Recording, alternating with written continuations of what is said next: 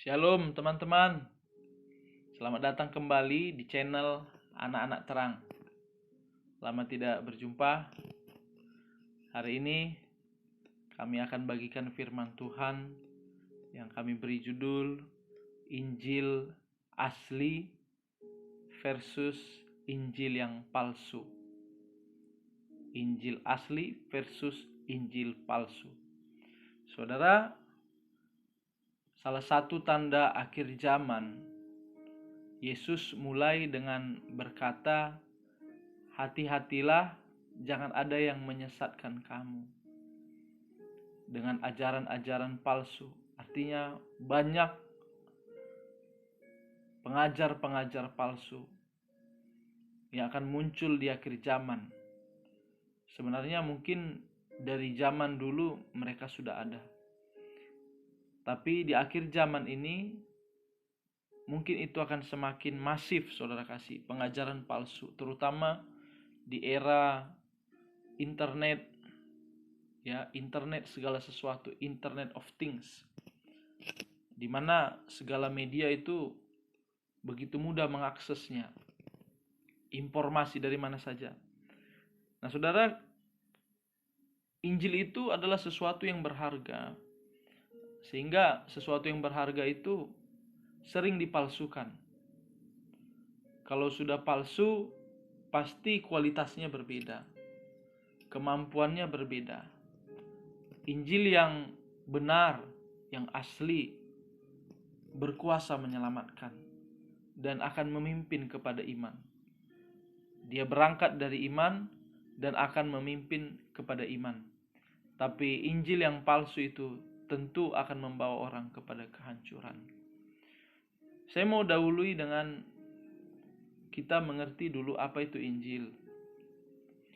Kita mungkin semua sudah tahu Injil itu ya kabar baik. Isi kabar baik itu apa? Kabar baik itu isinya bahwa Yesus telah mati di kayu salib menanggung dosa-dosa kita, supaya dosa-dosa kita dapat dihapuskan. Nah, saudara kasih, Yohanes 3 ayat 16 dikatakan, "Karena begitu besar kasih Allah akan dunia ini, sehingga ia telah mengaruniakan anaknya yang tunggal, supaya setiap orang yang percaya kepadanya tidak binasa, tapi memperoleh hidup yang kekal." Jadi Injil itu kabar baik. Isi kabar baik itu adalah korban Kristus di kayu salib. Kabar baik itu menjelaskan kasih Allah bagi kita orang berdosa. Kabar baik itu dibuktikan dengan perbuatan Allah mengorbankan anaknya. Kabar baik itu menyelamatkan kita dari kebinasaan. Karena kita semua manusia telah berdosa. Keturunan Adam itu berdosa. Dan semua manusia berdosa itu bagiannya adalah maut, saudara kasih. Nah, saudara, kita perlu tahu yang asli. Supaya dalam banyaknya khotbah-khotbah yang kita dengar dari berbagai sumber, bahkan dari gereja kita juga, kita jangan terseret, saudara.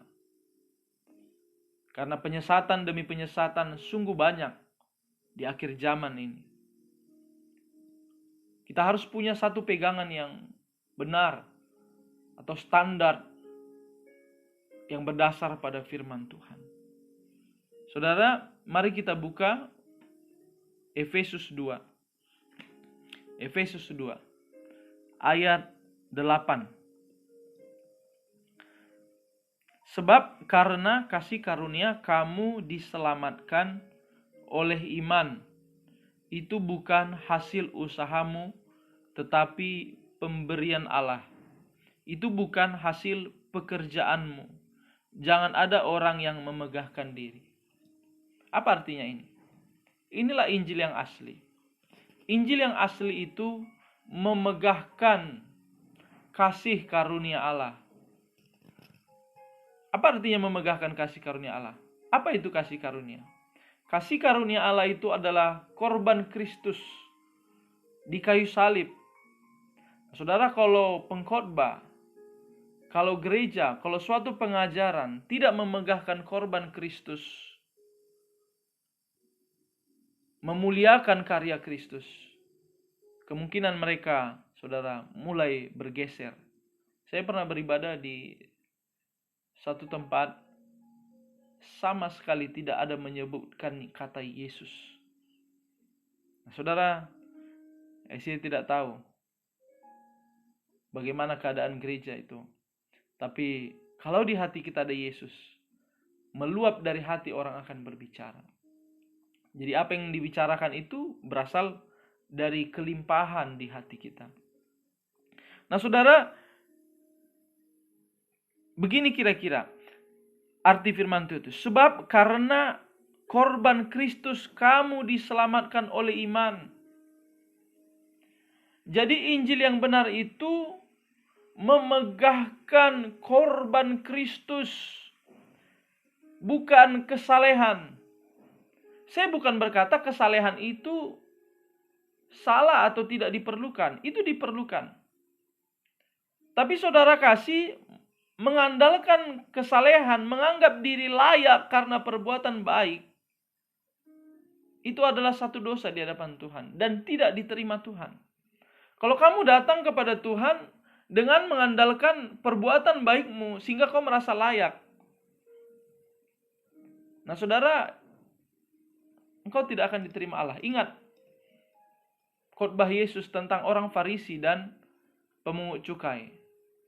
Satu orang yang dianggap orang beribadah, bahkan 2 kali seminggu dia berpuasa.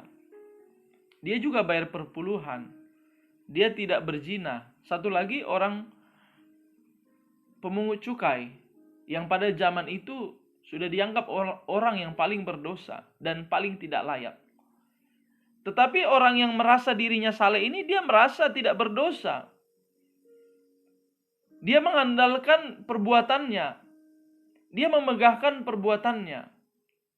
Ingat saudara, orang saleh pun berdosa. Semua manusia berdosa. Di hadapan Allah yang Maha Kudus, tidak ada satu manusia pun yang layak. Kekudusan itu standarnya bukan kekudusan yang kita pikirkan, tapi kekudusan Allah yang murni. Tidak bercacat sedikit pun. Apakah kita pernah sama sekali tidak berdosa, saudara? Maka kita tetap perlu anugerah Allah. Andalkan kasih karunia. Itulah Injil yang benar, saudara kasih. Tetapi orang berdosa ini, dia sadar dia berdosa dan dia perlu pengampunan. Dia merendahkan diri. Nah, lihat saudara. Injil yang benar itu membawa kita pada kerendahan hati. Kerendahan hati yang disertai pertobatan tentunya. Bukan kerendahan hati palsu. Kalau orang tidak mau dibentuk, tidak mau bertobat, itu namanya bukan rendah hati. Nah saudara kasih, jadi Injil yang benar akan membawa kita kepada kerendahan hati. Karena itu bukan hasil usaha kita. Yang kedua, dikatakan kita ini buatan Allah diciptakan dalam Kristus Yesus. Jadi Injil yang benar itu adalah untuk menciptakan manusia baru. Ciptaan yang baru katanya. Manusia baru katanya lagi. Lahir baru katanya. Tujuannya adalah untuk manusia baru.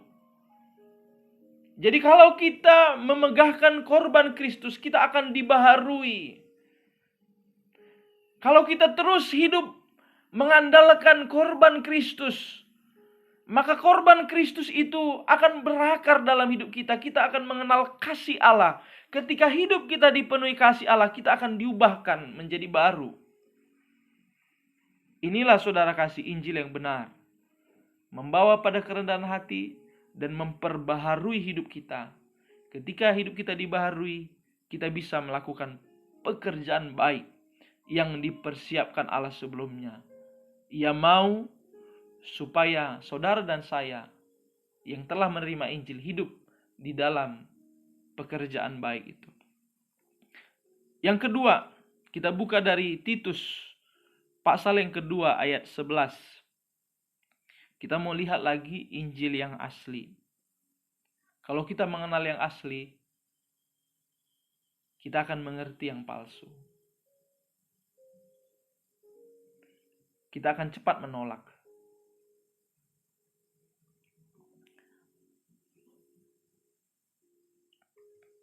Titus 2 ayat 11. Karena kasih karunia Allah yang menyelamatkan semua manusia sudah nyata. Ia mendidik kita supaya kita meninggalkan kefasikan dan keinginan-keinginan duniawi. Kasih karunia Allah itu mendidik kita. Injil yang asli itu mendidik kita meninggalkan kefasikan dan keinginan-keinginan duniawi atau keinginan daging. Karena daging ini tinggal di dunia, saudara. Keinginan roh itu berasal dari sorga. Keinginan roh itu adalah perkara sorga. Tuhan mau kita meninggalkan keinginan duniawi, nafsu dunia, nafsu mata, nafsu daging, dan keangkuhan hidup. 3 itu. Barang siapa mengasihi dunia ini dengan segala yang di dalamnya, keinginan daging, keinginan mata, dan keangkuhan hidup, kasih Allah tidak ada dalam orang itu. Tapi Ia mendidik kita supaya kita meninggalkan kefasikan dan keinginan dunia. Jadi kalau Injil itu tidak menuntun orang meninggalkan kefasikan dan keinginan duniawi, saudara, ya itu palsu pasti ya. Selanjutnya kita baca ayat 14, yaitu Yesus Kristus yang telah menyerahkan dirinya bagi kita untuk membebaskan kita dari segala kejahatan. Kasih karunia yang asli itu bertujuan membebaskan kita dari kejahatan. Setelah dosa kita disucikan, kita dibebaskan dari kejahatan. Jadi Injil itu berkuasa, saudara. Bukan hanya berkuasa menghapus dosa, berkuasa juga untuk membebaskan kita dari kejahatan. Tetapi kalau kita menyangkal kuasanya, artinya kita tidak mau terima Injil itu untuk mengubah kita. Artinya kita lebih cinta dosa, toh kita lebih cinta dunia. Maka saudara kasih, kita tidak akan mengalami keubahan. Tapi tujuan Tuhan adalah supaya kita dibebaskan dari perangai dunia, dari kejahatan. Untuk apa? Untuk menguduskan bagi dirinya suatu umat kepunyaannya sendiri yang rajin berbuat baik. Maksud menguduskan itu apa? Dipisahkan, dikhususkan dari dunia ini, dipisahkan. Sesudah terima Yesus jadi ciptaan baru, dipisahkan. Itulah namanya kudus. Umat kepunyaan Allah, umat Kristus, atau kita sering sebut sebagai gereja yang rajin berbuat baik. Jadi kalau terima Injil tidak mau berbuat baik, terus dalam perbuatan jahat, saudara, kemungkinan dia terima Injil yang salah. Bahkan dia sebenarnya belum terima Injil. Jadi saya simpulkan, Injil yang asli itu memegahkan korban Kristus. Injil yang asli itu akan membawa kita kepada kerendahan hati. Karena kesalehan kita tidak bisa melayakkan kita. Karena orang saleh pun berdosa, perlu korban Kristus. Injil yang asli itu memperbaharui hidup kita, menjadikan kita ciptaan baru. Jadi ketika kita memegahkan korban Kristus dan korban Kristus itu berakar, meresap dalam hati kita, maka itu akan mengubah kita. Karena hati kita dipenuhi dengan kasih Allah. Dan juga saudara, di Titus tadi, Injil yang asli itu adalah mendidik kita untuk meninggalkan kefasikan dan keinginan-keinginan duniawi. Ya, ini berat bagi orang yang cinta dunia. Dan supaya kita hidup bijaksana, adil, dan beribadah. Injil yang asli itu memisahkan kita dari dunia untuk hidup baik di hadapan Allah. Dan juga tadi, Injil yang asli itu bukan hanya menghapuskan dosa, tetapi juga membebaskan kita dari segala kejahatan, dari segala perangai yang tidak berkenan kepada Allah. Saudara, sekarang Injil yang palsu toh? Bagaimana kita boleh melihat Injil yang palsu ini? Dalam firman Tuhan ternyata sudah ada. Dan kalau kita baca firman Tuhan dengan seksama, beberapa kali ini disinggung. Salah satunya di dalam Yakobus 2. Injil yang palsu itu, saudara, dia mengatakan perbuatan, tidak perlu perbuatan. Percaya saja cukup. Yakobus bilang begini kepada orang-orang yang berkata begitu. Yakobus 2:14. Apakah gunanya saudara-saudaraku jika seorang mengatakan bahwa ia mempunyai iman padahal ia tidak mempunyai perbuatan? Dapatkah iman itu menyelamatkan dia? Dia bilang kita percaya, tapi tidak ada perbuatan, ketaatan maksudnya. Lebih keras lagi dikatakan firman Tuhan ayat 19. Engkau percaya bahwa hanya ada satu Allah saja? Artinya sini tidak pergi ke dukun, saudara. Tidak pergi ke Allah lain. Hanya menyembah Yesus saja. Itu baik ya, baik. Tetapi setan-setan pun juga percaya akan hal itu dan mereka gemetar. Apa bedanya iman saudara dengan setan? Setan pun percaya. Bedanya setan itu tidak taat. Jadi Injil yang palsu itu menekankan percaya saja, tapi tidak menekankan ketaatan juga. Kalau kita seksama pelajari firman Tuhan, percaya itu sama dengan taat. Kamu taat melakukan sesuatu yang kamu percayai. Kalau kamu tidak percaya sesuatu itu, kamu tidak akan taati.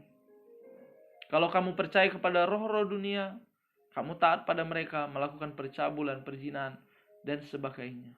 Tapi kalau kamu percaya kepada Tuhan, percaya kepada peraturannya, percaya kepada firman-Nya, kamu akan taati. Kita lanjut saudara, dari Yudas 1. Dari Yudas hanya satu pasal ya.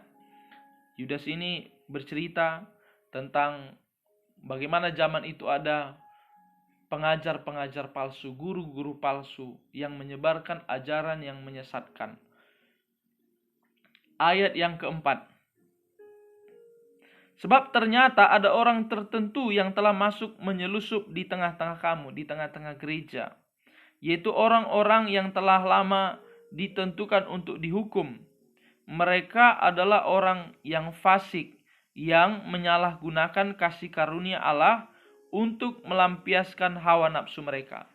Coba lihat di sini, kasih karunia Allah disalahgunakan. Jadi Injil yang palsu itu menyalahgunakan kasih karunia. Mereka terima kasih karunia. Yesus mati di kayu salib menebus dosa kita. Percaya, terima Yesus, terima. Tapi disalahgunakan. Mereka gunakan itu untuk hal yang salah. Untuk menjadikan itu izin berdosa. Oh, tidak perlu perbuatan. Hampir sama dengan Yakobus tadi. Lalu mereka hidup dalam hawa nafsu keinginan dunia. Hidup dalam hawa nafsu, keinginan dunia. Karena tadi boleh berdosa, boleh.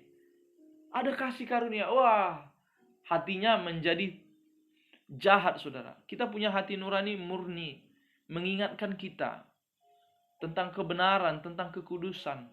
Tapi ketika menerima Injil yang palsu ini, oh hanya kasih karunia, tidak perlu ketaatan, tidak ditekankan. Bukan tidak perlu perbuatan. Akhirnya orang hatinya makin jahat. Nah, saudara kasih. Tapi anehnya orang banyak suka yang seperti itu. Karena kenapa mereka suka? Karena mereka memang mau hidup dalam hawa nafsunya. Nanti guru palsu itu dan pengikutnya pasti akan binasa, saudara. Dan yang menyangkal satu-satunya penguasa dan Tuhan kita. Lihat, menyangkal penguasa dan Tuhan kita. Mungkin di mulutnya dia berkata, Yesus berkuasa, Tuhan berkuasa, dia Tuhan. Tapi perbuatannya tidak menunjukkan dia milik Tuhan. Dia menyangkal Tuhanlah pemilik hidupnya. Tuhanlah yang berkuasa atas hidupnya, atas seluruh tubuhnya. Dia menyangkalnya, saudara, dengan perbuatannya. Ya berzina tetap berzina. Ya pergi ke dukun tetap pergi ke dukun. Tapi ke gereja balik lagi, saudara. Nyanyi-nyanyi, nangis-nangis. Menyangkal. Lalu firman Tuhan kasih contoh begini. Ayat 5. Tetapi sekalipun kamu telah mengetahui semuanya itu dan tidak meragukannya lagi, aku ingin mengingatkan kamu bahwa memang Tuhan menyelamatkan umatnya dari tanah Mesir, namun sekali lagi membinasakan mereka yang tidak percaya. Sudah diselamatkan dari Mesir, tapi membinasakan mereka yang tidak percaya. Gitu juga orang yang terima Injil. Tapi kalau mereka sesudah keluar dari kegelapan oleh Injil itu, tapi hatinya kembali lagi ke dosa, kepada Mesir seperti bangsa Israel. Sudah keluar dari Mesir, perbudakan Mesir. Berjalan melalui laut, ini adalah lambang baptisan, keluar dari dunia. Berjalan menuju Kanaan, menuju sorga. Dalam perjalanan mereka terus mengingat dan mencintai Mesir, padahal mereka di sana budak. Enak sekali di Mesir, katanya. Mereka teringat akan Mesir. Begitu juga orang yang terima Injil, kalau mereka hatinya terus cinta kepada dunia, keinginan daging, keangkuhan hidup. Hati-hati, saudara, dibinasakan Tuhan seperti bangsa Israel. Itu bukan hanya sejarah, itu menjadi contoh dan pelajaran bagaimana sikap Allah kepada orang yang sudah terima keselamatan, terima Injil. Supaya hati-hati kita jangan terjebak dalam Injil palsu ini. Tuhan ingatkan kita melalui contoh-contoh ini. Ada cerita sekali selamat, tetap selamat. Sehingga tidak ada mawas diri, tidak ada penjagaan, tidak ada kewaspadaan. Orang yang terima Injil keselamatan, terima Yesus, bisa saja di perjalanan hati mereka jatuh lagi dalam dosa. Dan hidup lagi di situ. Kalau tidak waspada, kamu bisa kehilangan keselamatanmu. Binasa karena tidak bertobat. Lalu mereka akan kasih alasan, ingat, pemungut cukai itu yang datang merendahkan hati kepada Tuhan. Iya, pemungut cukai itu dibenarkan Tuhan karena dia merendahkan hati. Artinya di situ ada penyesalan pertobatan. Bukan Tuhan membenarkan kesalahannya, tidak. Tuhan membenarkan pertobatannya, kerendahan hatinya datang sama Tuhan. Kerendahan hati itu adalah pertobatan. Saya percaya orang yang menyesal itu dan sungguh-sungguh menyesal merendahkan hati sama Tuhan, itu pasti berubah. Tapi kalau orang datang kepada Tuhan, dia hidup dalam dosa lalu seperti tanpa masalah, berarti dia tidak ada penyesalan akan dosanya. Bagaimana Tuhan membenarkan dia? Dia sendiri membenarkan dosanya. Dosa yang dibenarkan tidak bisa diampuni. Tapi dosa yang diakui dengan penuh penyesalan, duka di hadapan Tuhan, itu bisa diubah Tuhan. Kalau kamu membenarkan dosamu, hati-hati jatuh kepada kebinasaan. Contoh yang kedua, Tuhan ingatkan lagi, menekankan tentang Injil yang asli, membawa kita kepada pertobatan, mendidik kita dalam kebenaran sebagai ciptaan baru. Ayat 6. dan bahwa Ia menahan malaikat-malaikat yang tidak taat pada batas-batas kekuasaan mereka. Ini malaikat loh, sudah di sorga, tidak taat, dilempar dari sorga. Kita belum masuk sorga, sudah berpikir tidak taat. Saya percaya bahwa di sorga itu, ketika Tuhan tunjukkan nanti kaca bening itu, nampak di situ orang-orang di neraka, saudara. Itu untuk mengingatkan kita takut akan Tuhan, supaya kita jangan berdosa di sorga. Saya bilang di sorga tidak bisa berdosa, bisa. Malaikat berdosa di sorga, dan kalau berdosa di sorga tidak ada lagi pengampunan. Makanya nanti di situ akan nampak neraka itu, saudara. Di dalam kekekalan itu nampak nanti neraka. Orang yang di surga bisa lihat neraka. Supaya ingat, takut akan Tuhan. Supaya kudus dan taat kepada Tuhan. Saya pernah dengar begitu. Malaikat tidak diampuni. Ya tidak diampuni. Mereka udah di surga berdosanya. Dan mereka berdosa di dalam kekekalan. Mereka melihat kemuliaan. Mereka berdosa sudah di dalam kemuliaan itu. Adam dan Hawa berdosa di Taman Firdaus. Belum dalam kepenuhan kemuliaan itu. Dan dia berdosa di dalam tubuh debu tanah.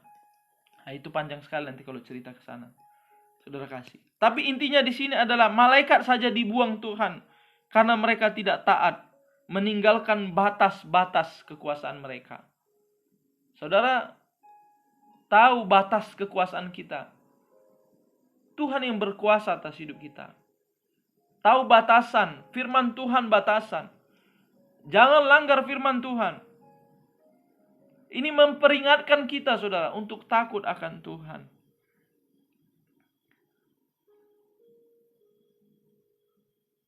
Malaikat itu dibelenggu, menunggu mereka akan dihakimi pada hari penghakiman besar. Ayat 7, sama seperti Sodom dan Gomora dan kota-kota sekitarnya, dengan cara yang sama melakukan percabulan dan mengejar kepuasan-kepuasan yang tak wajar, telah menanggung siksaan api kekal sebagai peringatan kepada semua orang. Semua ini, saudara, harus mengingatkan kita. Ketika saudara menerima Injil, menerima Yesus, beri dirimu digembalakan. Beri dirimu dididik dengan firman Tuhan. Kalau saudara hidup memegahkan korban Kristus, setiap hari megahkan korban Kristus, maka hati saudara dan saya akan dipenuhi dengan kasih Tuhan. Saudara tahu semua hanya karena kasih Tuhan. Dan kita pasti akan dibaharui dari hari ke hari. Beri dirimu digembalakan. Karena Injil itu bukan berhenti ketika kamu menerimanya. Menerima dan mengaku Yesus Juru Selamat itu hanya awal. Selanjutnya ada tahapan yang harus kita lalui. Nah, saudara kasih dalam nama Tuhan, orang sering bercerita tentang orang yang di samping Yesus itu, terimalah aku di Firdaus. Hanya pada saat itu dia bertemu Yesus. Saat itulah pertobatannya. Tapi ada juga yang sampingnya, ingat sebelah kirinya. Dia tidak mau menyembah Yesus. Tidak mau merendahkan hati. Kalau saudara tidak mau merendahkan hati, menyesali semua dosa-dosa seperti orang yang samping Yesus itu, yang sadar bahwa dia tidak layak, dan kenal Yesus walaupun cuma sebentar, langsung dia bertobat. Saudara sudah berapa lama kenal Yesus tapi tidak bertobat? Jangan samakan dengan orang yang di samping Yesus itu.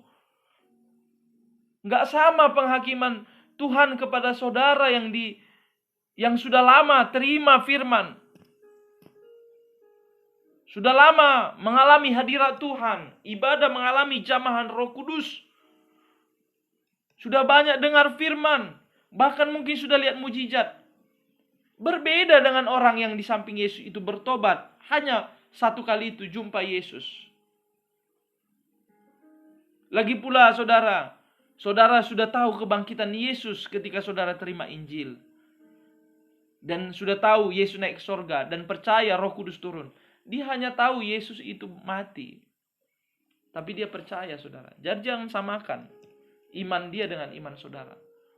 Penghakiman Tuhan atas saudara yang sudah lama dengar firman dengan yang baru, itu tidak sama. Nah saudara kasih dalam nama Tuhan, mari kita bertobat sungguh-sungguh. Megahkanlah korban Kristus. Ketika kita megahkan korban Kristus, kita akan rendah hati. Dan kita akan mengasihi Allah. Dan karena kita mengasihi Allah, karena kita sadar kasih-Nya besar atas kita, kita akan taat pada firman-Nya.